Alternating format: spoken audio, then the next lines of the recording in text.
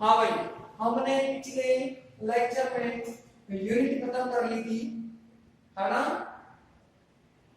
आज बात करेंगे हम अगली यूनिट पर, यूनिट नंबर 5। लिखो फटाफट, यूनिट नंबर 5। नाम क्या है भाई इसका? जीव अकार्बनिक विज्ञान।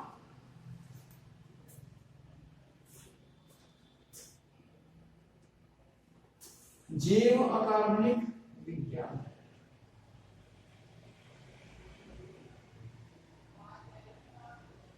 या जीव अकार्बनिक रसायन करो, जीव अकार्बनिक रसायन, biology, bio inorganic chemistry, bio inorganic chemistry. सबसे पहले हम इसकी परिभाषा पर बात करेंगे। इसकी अगर हम डेफिनेशन लिखें तो क्या लिखेंगे हम इसकी डेफिनेशन? जैव अकार्बनिक विज्ञान का या जे अकार्बनिक रसायन का मतलब है भाई कि रसायन विज्ञान की वह ब्रांच या रसायन विज्ञान की वह शाखा जिसमें विभिन्न प्रकार के आवश्यक तत्वों का अध्ययन किया जाता है। आवश्यक तत्वों का मतलब होता है जैसे हमारे शरीर को आयोडीन की रिक्वायरमेंट होती है, सोडियम की, पोटेशियम की, नाइट्रोजन की, ऐसे सभी तत्वों की थोड़ी थोड़ी मात्रा में हमारे शरीर के अंदर क्या होती है? रिक्वायरमेंट होती है। जैसे कि हमें सोडियम चाहिए तो सोडियम कहां से मिलेगा? हमें नमक से मिलेगा। नमक में क्या क्या होता है? सोडियम होता है और क्लोरीन होती है। अगर हमें सोडियम की मात्रा चाहिए और क्लोरीन की मात्रा चाहिए तो हम खाने के रूप में क्या लेते हैं? नमक को इस्तेमाल करते हैं, जिससे हमें सोडियम की मात्रा भी मिलती है और क्लोरीन की मात्रा भी मिलती है। इसी प्रकार से हमारी बॉडी को अलग अलग तत्वों की आवश्यकता होती है। अगर बॉडी को सुचारू रूप से कार्य करना है, इसको बेटर तरह से अपना कार्य करते रहना है, तो उन तत्वों को आपको बॉडी को लगातार सप्लाई करते रहना पड़ेगा। अगर किसी भी तत्व की बॉडी के अंदर कमी हो जाएगी तो विभिन्न प्रकार की बीमारियां बॉडी के अंदर उत्पन्न हो सकती हैं। अलग अलग तरह की बीमारियां बॉडी के अंदर उत्पन्न हो सकती हैं। तो उन बीमारियों का आपको अध्ययन करना हो तो वो जो अध्ययन है वो किसके अंदर किया जाता है? जैव अकार्बनिक रसायन में किया जाता है। उन डिजीज का आपको स्टडी करनी है तो वो किसके अंदर करोगे आप? जैव अकार्बनिक रसायन में करोगी। तो डेफिनेशन क्या होगी? अब ध्यान सुनो कि रसायन विज्ञान की वह शाखा जिसमें विभिन्न प्रकार के आवश्यक तत्वों की उपयोगिता, उनकी कमी तथा वृद्धि के कारण होने वाले विभिन्न विकारों का अध्ययन किया जाता है। ऐसी शाखा को या ऐसी ब्रांच को कहा जाता है जैव अकार्बनिक रसायन। इसे क्या कहते हैं? बायो इनऑर्गेनिक केमिस्ट्री कहते हैं। इसमें सिर्फ कौन होंगे? एलिमेंट होंगे, सोडियम पोटेशियम तरह के एलिमेंट होंगे। और कुछ हम इसके अंदर बाद में फिर क्या पढ़ेंगे? हीमोग्लोबिन, मायोग्लोबिन, उनमें भी क्या होता है? सोडियम, मैग्नीशियम, फेरस, कोबाल्ट, निकल, ये सभी प्रेजेंट होते हैं। ये सब उनके अंदर उपस्थित होता है। तो इन्हीं सभी एलिमेंटों को पढ़ना है। इनकी अधिकता से क्या हो सकता है, इनकी कमी से क्या क्या हो जाता है, ये सब हमें इसके अंदर पढ़ना है। आई बात समझ में? फटाफट से डेफिनेशन लिख डालो, जल्दी लिख डालो डेफिनेशन।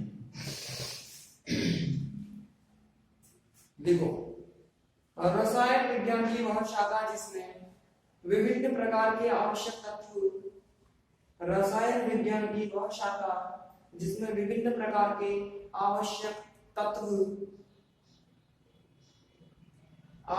तत्वों की उपयोगिता, कोमा शरीर में उनकी वृद्धि तथा कमी, शरीर में उनकी वृद्धि तथा कमी से होने वाले विकारों का अध्ययन किया जाता है। शरीर में उनकी कमी तथा वृद्धि से होने वाले विकारों का अध्ययन किया जाता है। जैव अकार्बनिक रसायन कहलाती है, जैव अकार्बनिक रसायन कहलाती है।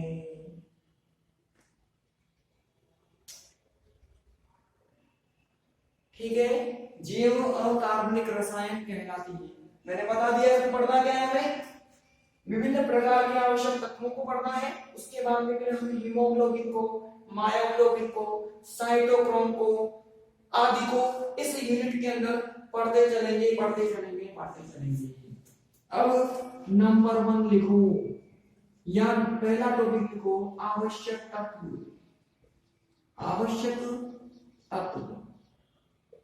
टॉपिक डालो फटाफट। आवश्यक तत्व की परिभाषा की बात करूं तो नॉर्मल सी परिभाषा, ऐसे तत्व जो बॉडी की वृद्धि के लिए आवश्यक होते हैं, ऐसे तत्व जो मानव शरीर की वृद्धि के लिए आवश्यक होते हैं, जिनकी कमी से विभिन्न प्रकार के विकार या बीमारियां उत्पन्न हो जाती है, ऐसे तत्वों को कहा जाता है आवश्यक तत्व। ये जो तत्व होते हैं ना, वो एक लिमिट मात्रा में ही सही है। इनकी कमी से भी बीमारियां हो सकती हैं, तो इनकी वृद्धि से भी बीमारियां हो सकती हैं। हर चीज लिमिट में ही सही रहती है। जैसे खाना खाते हो, अगर खाना कम खाओगे तो भूख लगेगी आपको, अगर खाना ज्यादा खा लोगे तो पेट खराब हो जाएगा। इसलिए खाने को एक निश्चित मात्रा में खाना पड़ता है, वैसे इन तत्वों को भी आपको निश्चित मात्रा में ही लेना पड़ता है। लिख डालो फटाफट। वे तत्व जो मानव शरीर की वृद्धि के लिए अत्यंत आवश्यक होते हैं, वे तत्व जो मानव शरीर की वृद्धि के लिए अत्यंत आवश्यक होते हैं, आवश्यक तत्व कहलाते हैं। आवश्यक तत्व कहलाते हैं। इनकी कमी तथा वृद्धि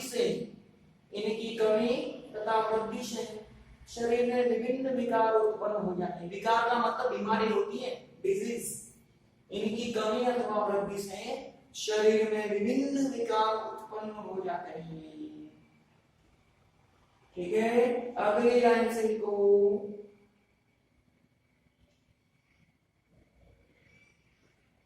प्रकृति में 27 से अधिक तत्वों को, या ऐसे करो, प्रकृति में लगभग 27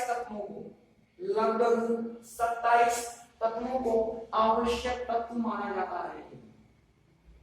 लगभग 27 तत्वों को आवश्यक तत्व माना जाता है। मतलब 27 एलिमेंट हमारी बॉडी के लिए क्या है, आवश्यक है। इतने एलिमेंट हमारी बॉडी के अंदर क्या है, सप्लाई होने चाहिए। अब ये काय के रूप में ले सकते हो, आप फल खा लो, खाना खा लो, कुछ भी खा लो, मत खा लो, कुछ भी खाओ, लेकिन ये तत्व आपको बॉडी के अंदर मिलने चाहिए। इनकी बाहर से सप्लाई करनी पड़ती है खाने के रूप में। अगले लाइन से लिखो, कितने होते हैं टोटल, 27, लगभग 27 होते हैं अप्रोक्सीमेट। अगली लाइन से लिखो, ये तत्व निम्न 2 प्रकार के होते हैं। ये तत्व निम्न 2 प्रकार के होते हैं।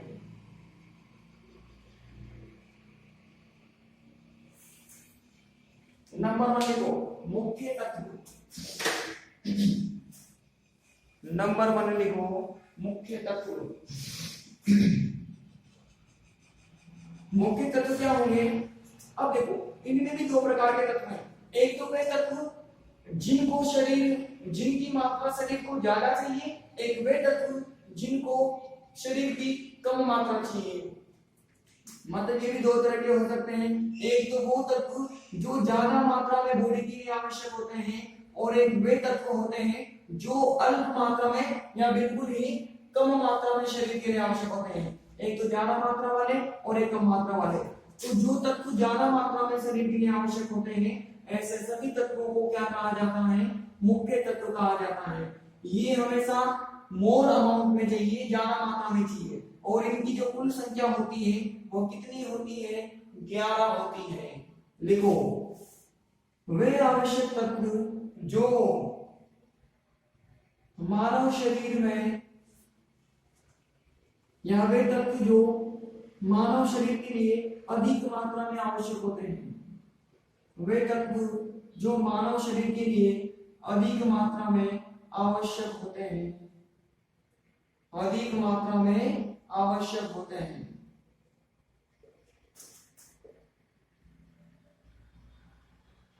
मुख्य तत्व कहलाते हैं। मुख्य तत्व कहलाते हैं। मुख्य तत्व कहलाते हैं। ये कुल 11 होते हैं, ये कुल 11 होते हैं।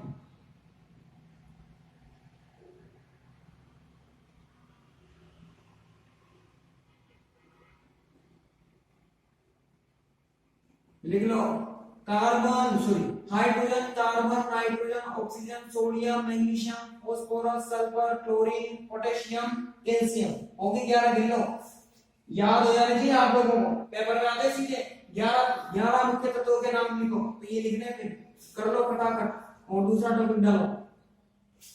दूसरे कौन से होते हैं? सूक्ष्म तत्व होते हैं। जल्दी लिखो भाई।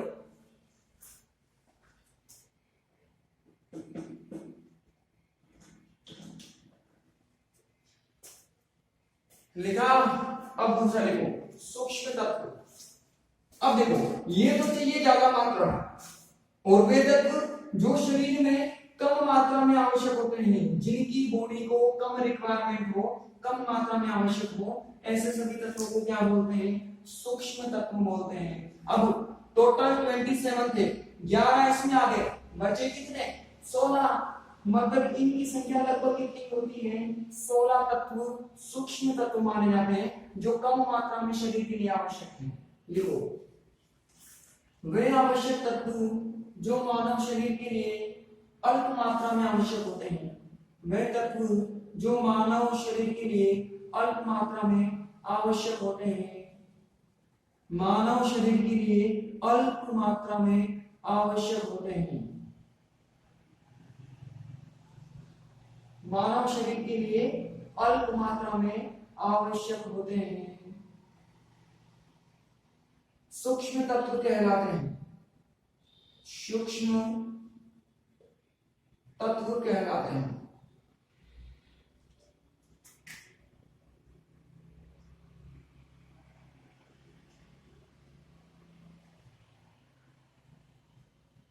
सूक्ष्म तत्व कहलाते हैं, ठीक है। ये कुल 16 होते हैं, ये कुल 16 होते हैं।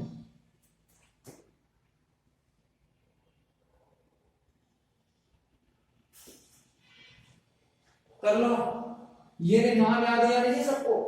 Boron, chlorine, aluminium, silicon, vanadium, chromium, manganese, ferrous, cobalt, निकल, कॉपर, जिंक, सेलेनियम।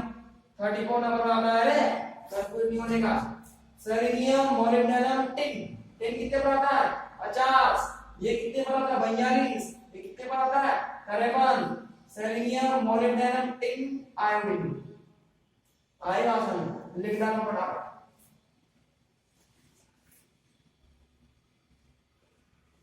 जल्दी लिखो।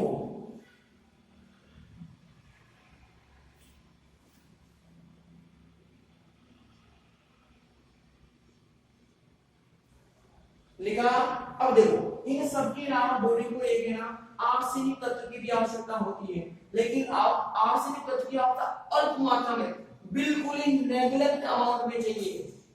अब आप बोलोगे बिल्कुल ही कम मात्रा में चाहिए तो मत ही खाओ ना, लेकिन ऐसा नहीं है भैया, खाना तो पड़ेगा, खाना तो पड़ेगा। अगर नहीं खाओगे तो फिर आपको बीमारी उत्पन्न हो जाएगी। माना कि वो बहुत ही अल्प मात्रा में चाहिए, लेस अमाउंट में चाहिए, 0.000000001 ग्राम में चाहिए, लेकिन चाहिए।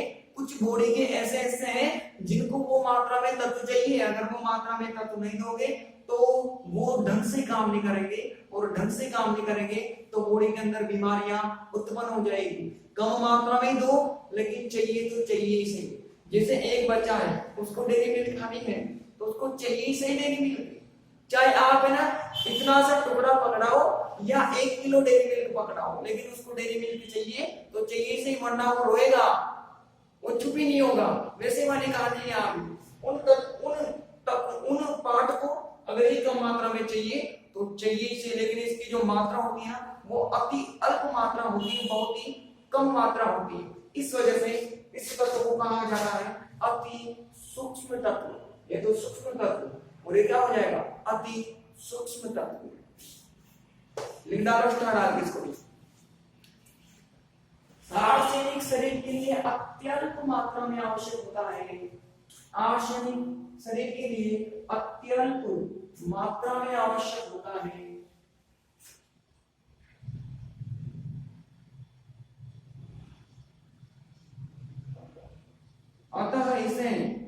अति सूक्ष्म तत्व कहते हैं।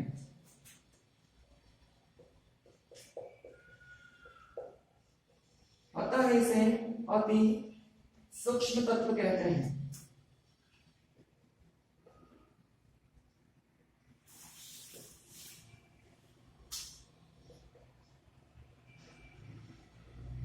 अगला टॉपिक डालो, मानव शरीर में आवश्यक तत्वों की उपयोगिता या कार्य या जैविक कार्य, कुछ भी डाल दो, तीनों में से कोई भी दिख जाए ना पेपर में। शुरू हो जाओ, जल्दी करो, जल्दी करो, टॉपिक डालो रे, टॉपिक डालो, जल्दी डालो। डर गया क्या? अरे डर गया टॉपिक, अब समझ लो, अब समझ लो, अब समझ लो। बहुत सारे लिखेंगे हम। ये जो क्वेश्चन है ना, वो लगभग 5 नंबर का आता है। 5 नंबर के हिसाब से हम इसको लिखेंगे, ठीक है ना। देखो भाई, सबसे नंबर 1 पॉइंट, नंबर 1 पॉइंट क्या कहता है? देखो, जो आर्सेनिक होता है ना, वो बॉडी को अत्यल्प मात्रा में आवश्यक होता है। ये जो आर्सेनिक है वो बॉडी को अत्यल्प मात्रा में आवश्यक है। अगर बॉडी के अंदर इसकी कमी हो जाती है ना, तो यह मृत्यु दर को बढ़ा देता है। मृत्यु दर बढ़ाने से मतलब है कि बॉडी के कुछ हिस्से इसकी कमी होने के कारण सही से काम नहीं करते।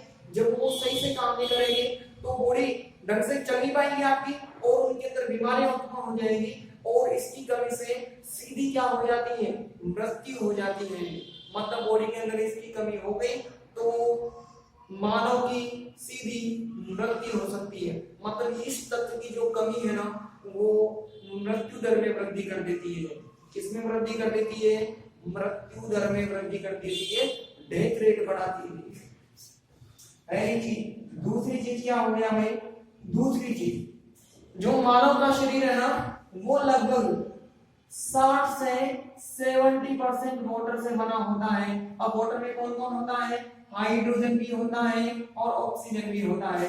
60 से 70% जो मानव शरीर है वो वाटर से मिलकर बना होता है। वाटर में 2 तरह के एलिमेंट होते हैं, हाइड्रोजन होता है और फास्फोरस होता है।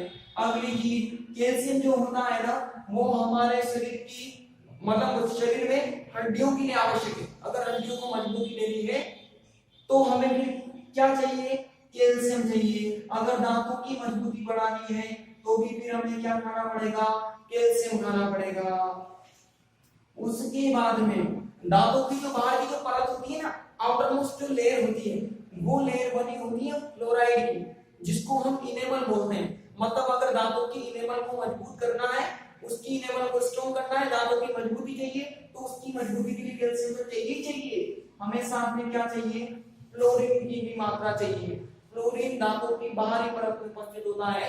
ये फ्लोरीन बाहरी परत को मजबूती देता है।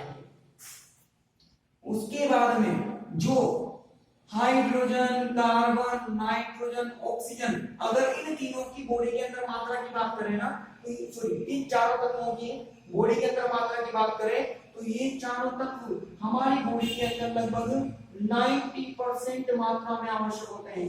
ये जो सारे तत्व है ना, इनका 90% पार्ट तो हमें ये चारों चाहिए। मतलब इतना बड़ा पार्ट इन चारों का मिलकर होता है। हाइड्रोजन, कार्बन, नाइट्रोजन, ऑक्सीजन, सभी तत्वों का जो 90% पार्ट है, वो 90% पार्ट तो हमें ये चारों चाहिए। और जो 2% बचा ना, उस 2% में ये बाकी तत्व, मैग्नीशियम, कैल्शियम वगैरह वगैरह। अब देखो 27 में से हमने 4 को माइनस कर दिया, कितना बचा? जो 23 एलिमेंट है ना, वो तो केवल 2% मात्रा में चाहिए। और जो ये 4 तत्व हैं, ये कितनी मात्रा में चाहिए? लगभग 98% मात्रा में हमारी बॉडी के अंदर चाहिए होता है ये। उसके बाद में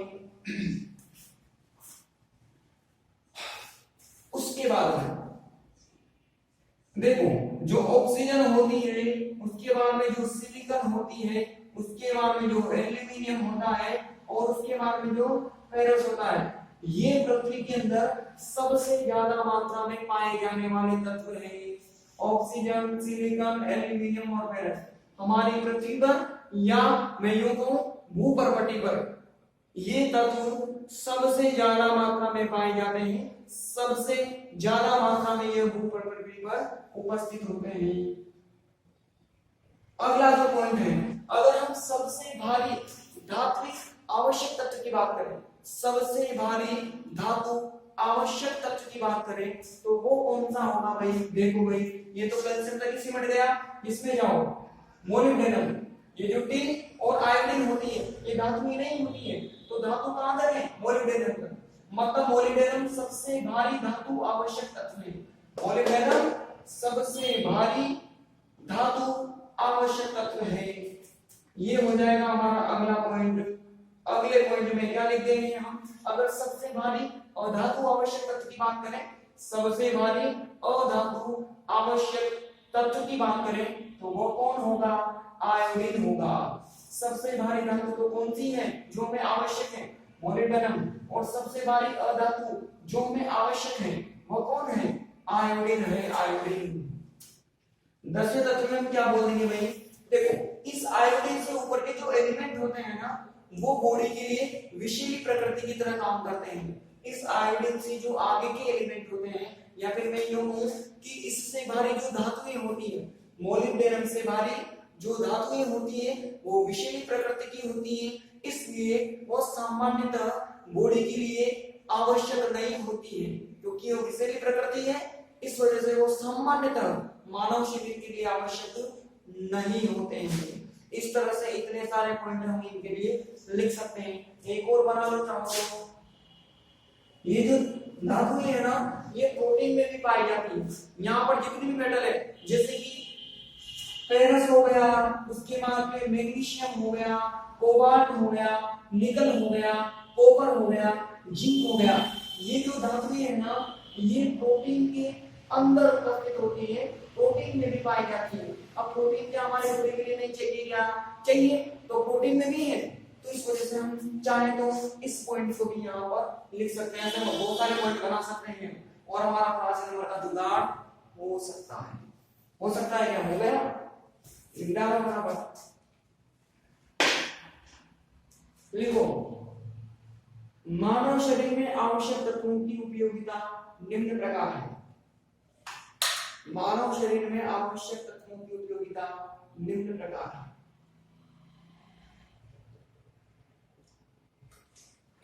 लिखो, आर्सेनिक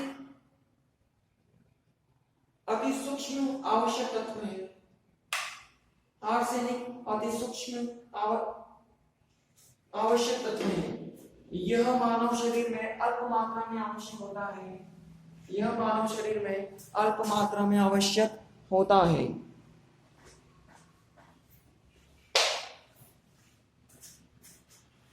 इसकी कमी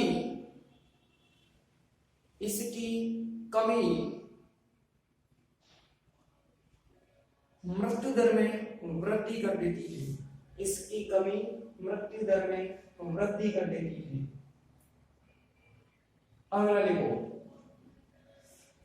60 से 70% मानव शरीर जल से मिलकर बना होता है। 60 से 70% मानव शरीर जल से मिलकर बना होता है। अगला लिखो, हड्डियों की मजबूती के लिए कैल्शियम आवश्यक है। हड्डियों की मजबूती के लिए कैल्शियम आवश्यक है।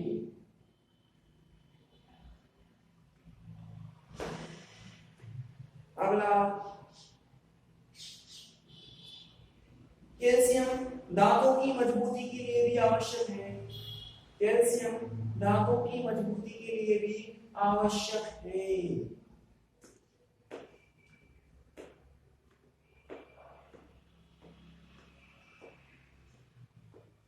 अगला, फ्लोराइड।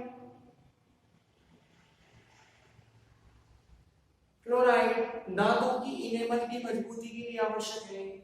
फ्लोराइड दांतों की इनेमल की मजबूती के लिए आवश्यक है।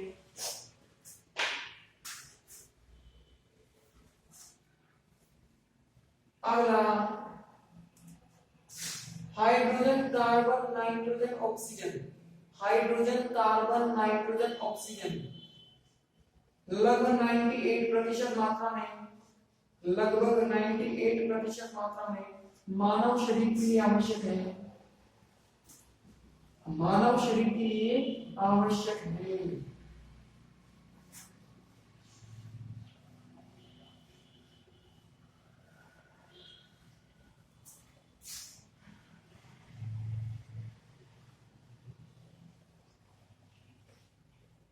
अगला लिखो oxygen, aluminium, silicon, ferrous. Oxygen, silicon, aluminium, ferrous.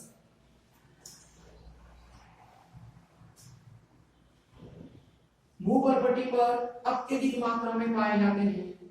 भूपर्पटी पर अत्यधिक मात्रा में पाए जाते हैं।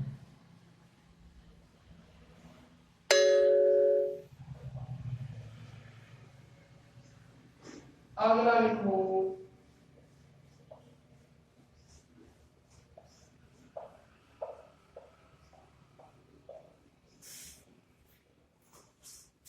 मोलिब्डेनम सबसे भारी, मोलिब्डेनम सबसे भारी धातु आवश्यक तत्व है। मोलिब्डेनम सबसे भारी धातु आवश्यक तत्व है। अगला आयोडीन सबसे भारी अधातु आवश्यक तत्व है। सबसे भारी अधातु आवश्यक तत्व है।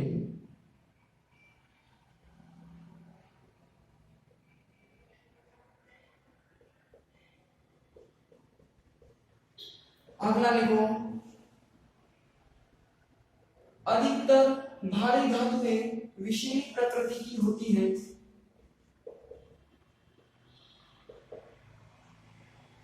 अधिकतर भारी धातुएं आप विषैली प्रकृति की होती है। अधिकतर भारी धातुएं विषैली प्रकृति की होती हैं। अतः ये सामान्यतः मानव शरीर के लिए आवश्यक नहीं है। अतः ये सामान्यतः मानव शरीर के लिए आवश्यक नहीं है।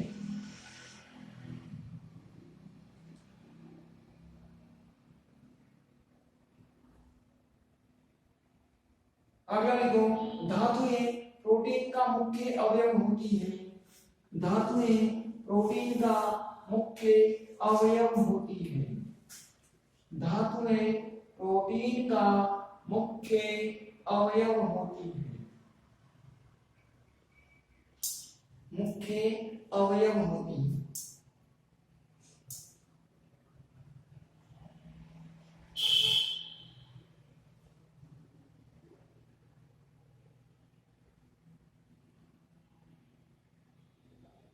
ठीक है, अब लिखो सोडियम तथा पोटेशियम का जैविक तंत्र में उपयोग। सोडियम तथा पोटेशियम का जैविक तंत्र में उपयोग। जैविक तंत्र में इन दोनों मेटल्स का क्या उपयोग है, क्या यूज है? सबसे पहले अगर सोडियम के नॉर्मल उपयोग की बात करें, अगर मानव शरीर में सोडियम की कमी हो जाती है ना, तो इससे हाइपरटेंशन उत्पन्न हो जाती है। हाई ब्लड प्रेशर आप लोगों ने नाम सुना होगा, ठीक है ना। इसकी कमी अथवा वृद्धि से मानव शरीर में हाइपरटेंशन उत्पन्न हो जाती है, अति तनाव उत्पन्न हो जाता है मानव शरीर के अंदर। साथ में अगर इन दोनों के मिलाकर उपयोग की बात करें, तो ये दोनों सोडियम और पोटेशियम मिलकर एक सोडियम पोटेशियम पंप का निर्माण करते हैं। ये दोनों मिलकर सोडियम पोटेशियम पंप का निर्माण करते हैं। यह सोडियम पोटेशियम पंप बॉडी के लिए बहुत आवश्यक होता है। कैसे आवश्यक है उस पर हम बाद में बात करेंगे। पहले हम बात करेंगे कि सोडियम पोटेशियम पंप आखिर होता क्या है, इसको पहले समझ लेते हैं, फिर हम इसकी उपयोगिता पर भी बात कर लेंगे। देखो भाई, सोडियम पोटेशियम पंप के अंदर देखो क्या होता है, एक कोशिका भित्ति होती है। कोशिका होती है मानव शरीर के अंदर बहुत सारी, तो ये कोशिका भित्ति होगी। कोशिका भित्ति का मतलब क्या होता है, सेल वॉल। ये सेल वॉल है, ये तो सेल है, कोशिका है, और इसकी ये हो गया बाहर का भाग। इसमें दो तरह के एलिमेंट उपस्थित होते हैं। इसके अंदर सोडियम भी उपस्थित होगा और पोटेशियम भी उपस्थित होगा। इसके बाहर सोडियम भी होगा और पोटेशियम भी होगा। सोडियम इस कोशिका भित्ति के बाहर, सोडियम इस कोशिका भित्ति के अंदर उपस्थित होता है, और कितनी मात्रा में 0.010 मात्रा में उपस्थित होता है। सोडियम इस कोशिका भित्ति के अंदर 0.010 अमाउंट में उपस्थित होगा और पोटेशियम इस कोशिका भित्ति के बाहर 0.015 अमाउंट में उपस्थित होता है। ये ग्राम है, पीछे ग्राम, यहाँ पर कचरा हो जाएगा, उन्हें लिख लेना। ये किसके अंदर है मात्रा? ग्राम के अंदर है, ग्राम पर एमएल में ये, ठीक है ना। तो सोडियम तो होता है 0.010 अमाउंट में और बाहर की तरफ होता है 0.015 अमाउंट में। पोटेशियम की कोशिका भित्ति के अंदर की बात करें तो यह होता है 0.15 अमाउंट में और बाहर की तरफ होता है 0.04 अमाउंट में उपस्थित होता है। मतलब यहां से अगर हम कंक्लूजन निकालें तो सोडियम बाहर की तरफ ज्यादा मात्रा में होता है और पोटेशियम अंदर की तरफ ज्यादा मात्रा में होता है। इसकी तो बाहर की तरफ ज्यादा मात्रा है और इसकी अंदर की तरफ ज्यादा मात्रा है। अब आपने देखा ही होगा कि हमेशा किसी पदार्थ का अगर बहाव होता है तो वह उच्च सांद्रता से निम्न सांद्रता की तरफ होता है। मतलब सोडियम आयन बाहर ज्यादा है, अंदर कम है, तो इसकी टेंडेंसी क्या होगी? बाहर से अंदर आने की इसकी टेंडेंसी होगी। और ये जो पोटेशियम है वो अंदर से ज्यादा है, इसकी यहां आने की टेंडेंसी होगी। अब देखना ध्यान से, अब समझना भाई, समझने की चीजें हैं।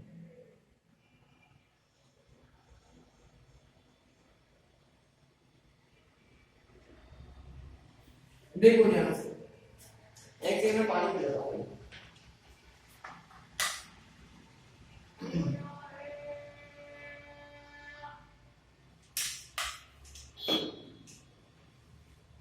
देखो इस कोशिका भित्ति के अंदर मैं वापस बना रहा हूं।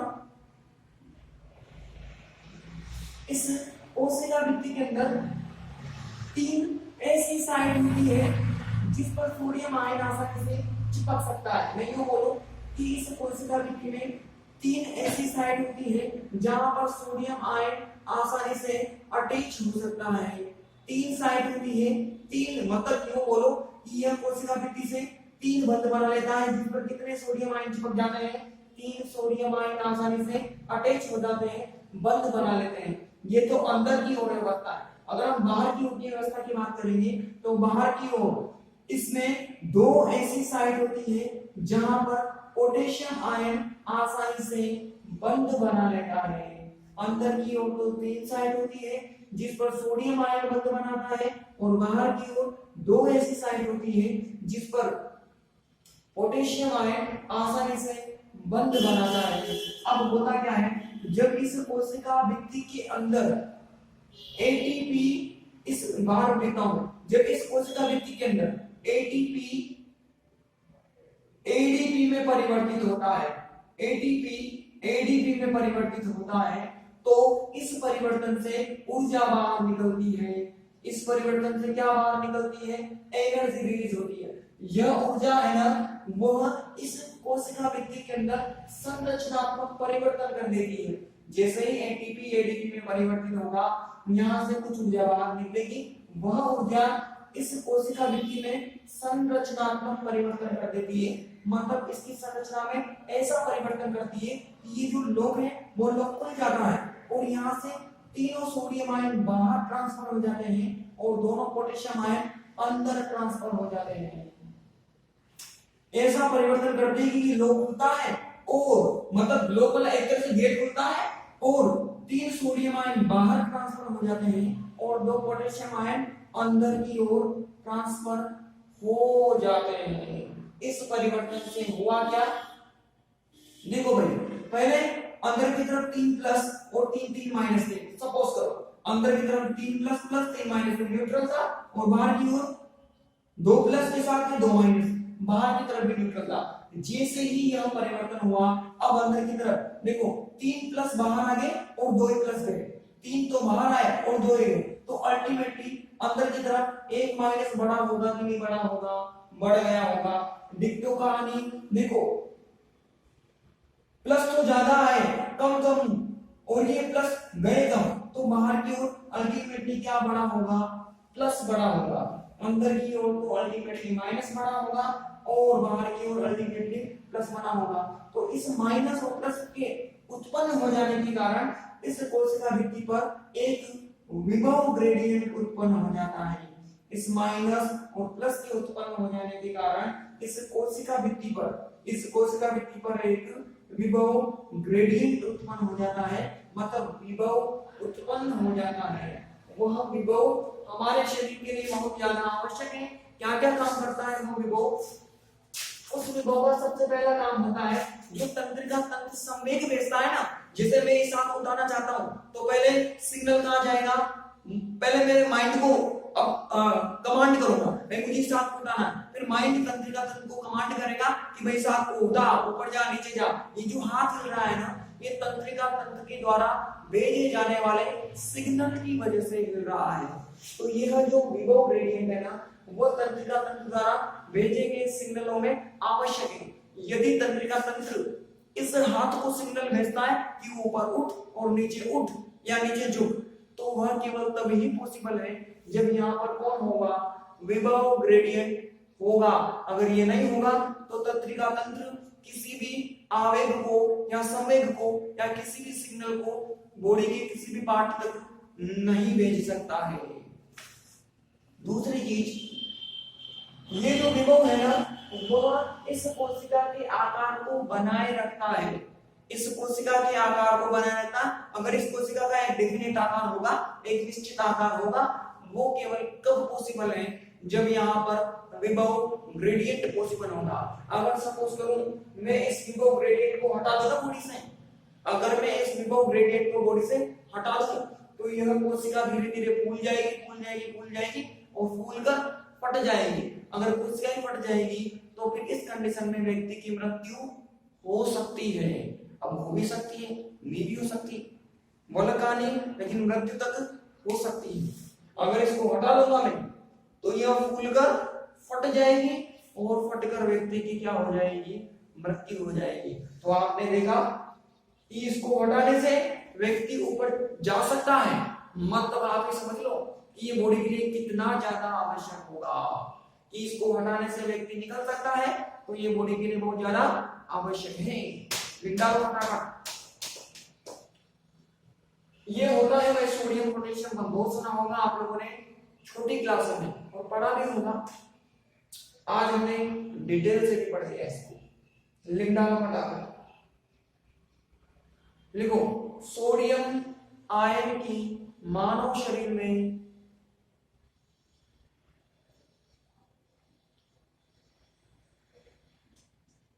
सोडियम आयन की मानव शरीर में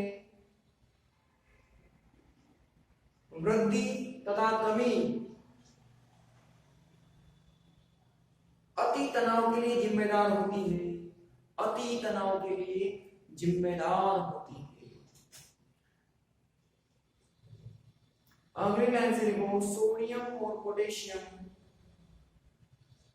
सोडियम और पोटेशियम मिलकर सोडियम पोटेशियम पंप का निर्माण करते हैं। सोडियम पोटेशियम पंप का निर्माण करते हैं। इसमें पोटेशियम आयन कोशिका भित्ति के अंदर तथा बाहर, कोशिका भित्ति के अंदर तथा बाहर क्रमशः 0.15 तथा 0.044 0.15 तथा 0.044 मात्रा में उपस्थित होता है। मात्रा में उपस्थित होता है।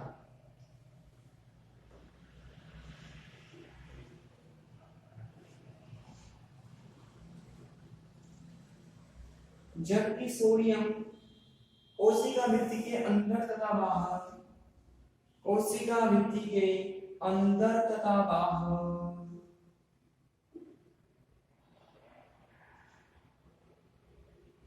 अंदर तथा बाहर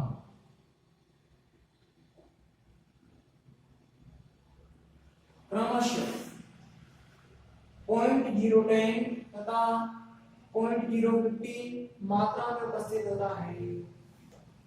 0.010 तथा 0.015 मात्रा में उपस्थित होता है।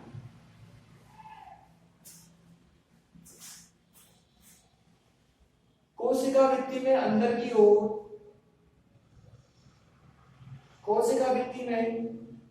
की ओर सोडियम आयन के लिए 3 साइट उपस्थित होती है, जबकि कोशिका भित्ति के बाहर की ओर पोटेशियम आयन के लिए 2 साइट उपस्थित होती है।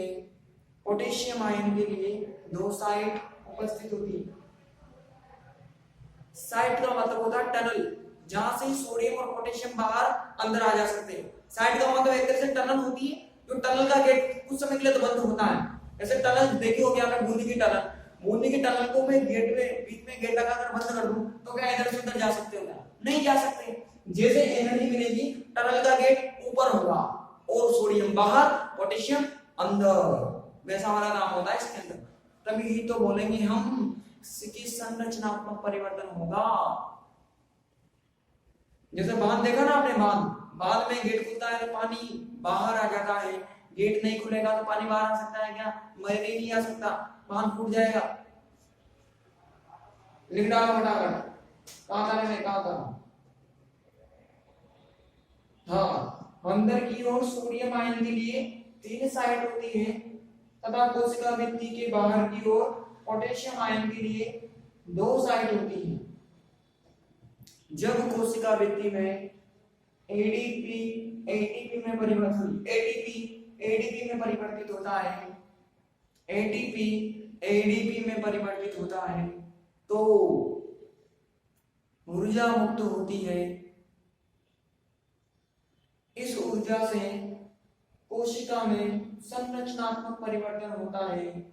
इस ऊर्जा से कोशिका में संरचनात्मक परिवर्तन होता है, जिससे 3 सोडियम आयन अंदर से बाहर की ओर, 3 सोडियम आयन अंदर से बाहर की ओर, जबकि 2 पोटेशियम आयन बाहर से अंदर की ओर स्थानांतरित हो जाते हैं।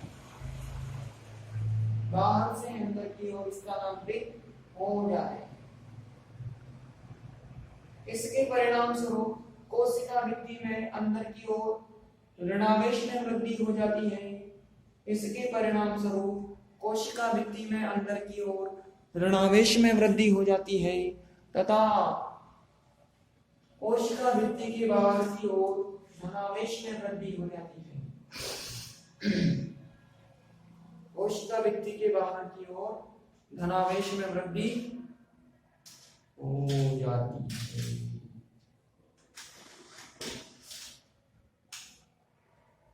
जिससे कोशिका भित्ति पर एक विभव ग्रेडियंट उत्पन्न हो जाता है।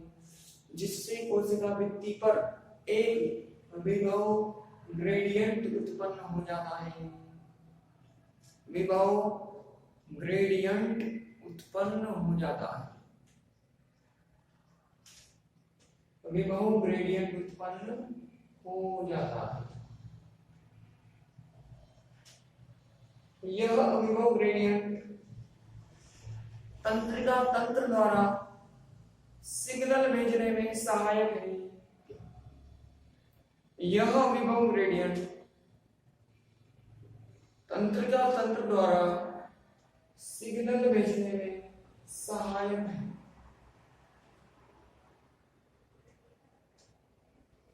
यह विभव ग्रेडियंट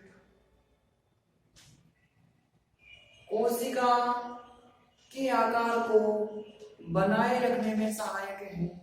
यह विभव ग्रेडियंट कोशिका के आकार को बनाए रखने में सहायक है। कोशिका के आकार को बनाए रखने में सहायक है। यदि इस विभव ग्रेडियंट को हटा लिया जाए तो, यदि इस विभव ग्रेडियंट को हटा लिया जाए तो कोशिका फूलकर फट जाएगी। यदि इस विभव ग्रेडियंट को हटा लिया जाए तो कोशिका फूलकर फट जाएगी तथा व्यक्ति की मृत्यु हो जाएगी। तथा व्यक्ति की मृत्यु हो जाएगी। ठीक है, ये थे भाई सोडियम तथा पोटेशियम का जैविक तंत्र में उपयोग। अब इसके बाद में हम पढ़ेंगे कैल्शियम तथा मैग्नीशियम का जैविक तंत्र में उपयोग। तो फिर नाम का फटाफट कैल्शियम तथा मैग्नीशियम का जैविक तंत्र में उपयोग या जैविक तंत्र में उपयोगिता। कुछ भी कर लो यार, जो आप लोगों की इच्छा हो आप वो कर सकते हो। इनमें दोनों को हम अलग अलग पढ़ेंगे। पहले कैल्शियम का पढ़ेंगे, उसके बाद में हम किसकी बात करेंगे, मैग्नीशियम की बात करेंगे भाई। सबसे पहले लिखो कैल्शियम का जैविक तंत्र में उपयोग। कैल्शियम का जैविक तंत्र में उपयोग बहुत सारे हैं। जैसे कि अगर मैं नंबर 1 की बात करूं, कैल्शियम का लिख लिया आप लोगों ने, यह हड्डियों के लिए आवश्यक है। उसके बाद में यह दांतों की मजबूती के लिए आवश्यक है। उसके बाद में यह रक्त का, अगर रक्त का थक्का जमाना चाहते हैं तो जल्दी रक्त का थक्का जमे तो उसके लिए भी कैल्शियम आयन की आवश्यकता होती है।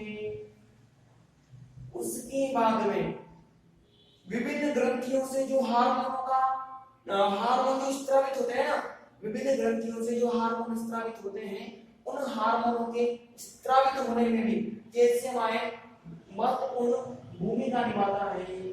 उसके बाद में मांसपेशियां होती है ना, मांसपेशियां, उन मांसपेशियों का बेटर संकुचन हो, वो बेटर कंप्रेस हो, बेटर पहले कंप्रेस संकुचन जो होता है ना, उसमें भी कैल्शियम आयन बहुत ज्यादा आवश्यक होता है। जैसे मांसपेशी होती है, ये मांसपेशी ये अगर दब रही है और फूल रही है, दब रही है फूल रही है, तो उसमें कैल्शियम आयन की उपयोगिता अत्यधिक आवश्यक होती है। जैसे ये हाथ है, मैं इधर उधर कर पा रहा हूं तो ये तभी आवश्यक है जब यहाँ पर मुझे मतलब यहाँ पर कैल्शियम की भरपूर मात्रा मिल रही होगी।